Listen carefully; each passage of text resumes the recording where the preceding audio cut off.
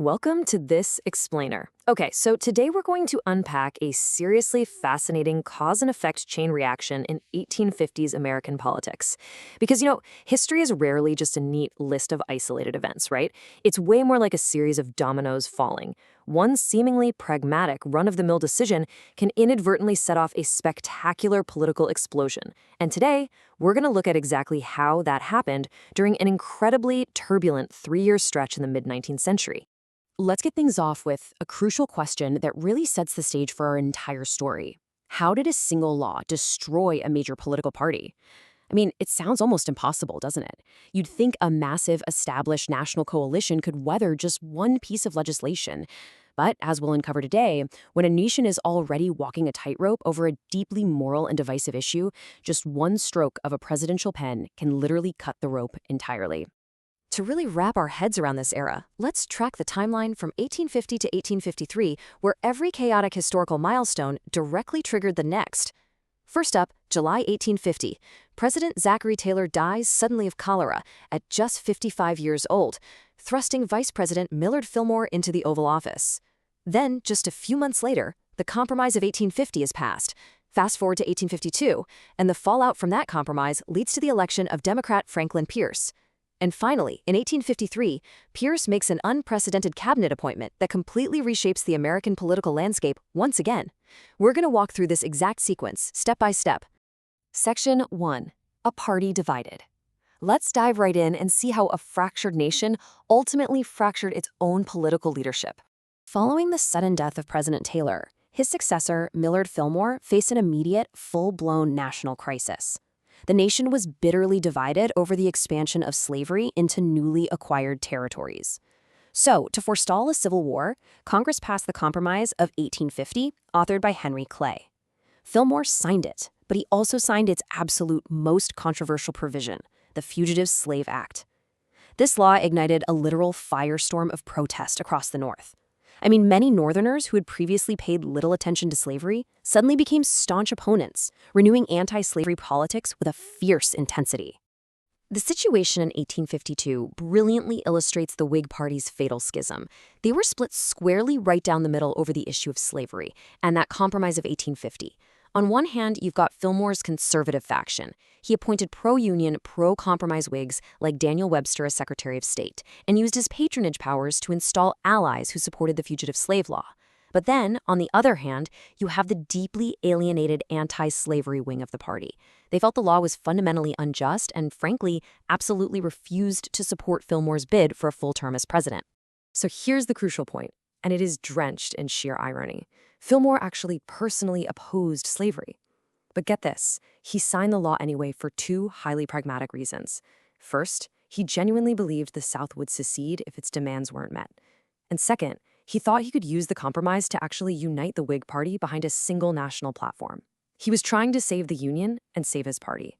But instead, the Fugitive Slave Law acted as a massive wedge that fatally and permanently divided the Whigs. Section 2. The 1852 election. Let's see how this epic implosion paved the way for a major Democratic victory. By the time the Whigs held their national convention, the damage from the compromise was entirely irreversible. With the Whigs turning on themselves, the nomination process became a totally chaotic three-way race. Step 1. Fillmore entirely lost the support of the anti-slavery wing because of his strict enforcement of the Fugitive Slave Act. Step 2.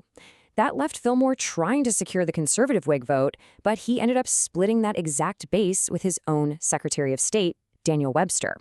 Which brings us to Step 3. Because Fillmore and Webster practically canceled each other out, General Winfield Scott managed to swoop in and secure the Whig nomination. The party was fractured, exhausted, and barely limping into the general election.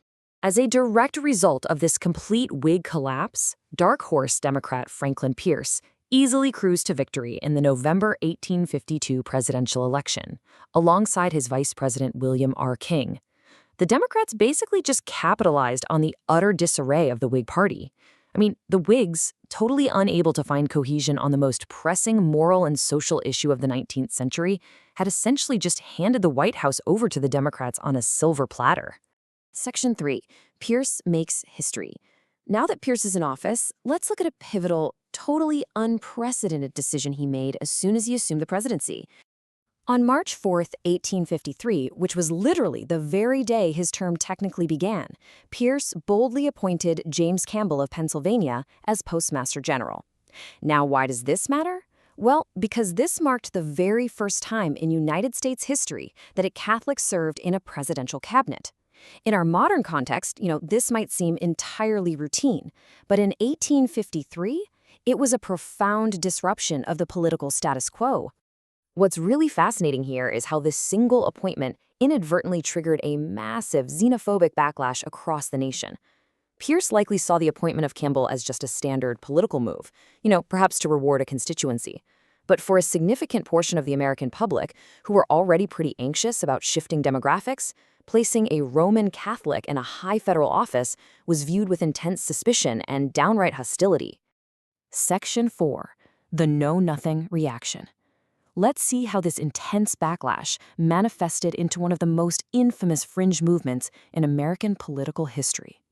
So, when people feel their societal norms are threatened, they often organize. And in this case, they organized into something incredibly secretive and powerful. This brings us to the American Party, though they're much better known by their colloquial name, the Know-Nothings. They were a secretive nativist political party that gained massive traction in the 1850s, born directly out of the public's lamentation over the arrival of immigrants, specifically Roman Catholics.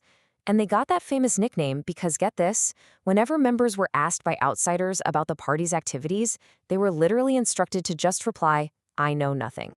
Their core platform was heavily fueled by nativism. They explicitly targeted immigrants and attempted to severely restrict the rights of the foreign-born.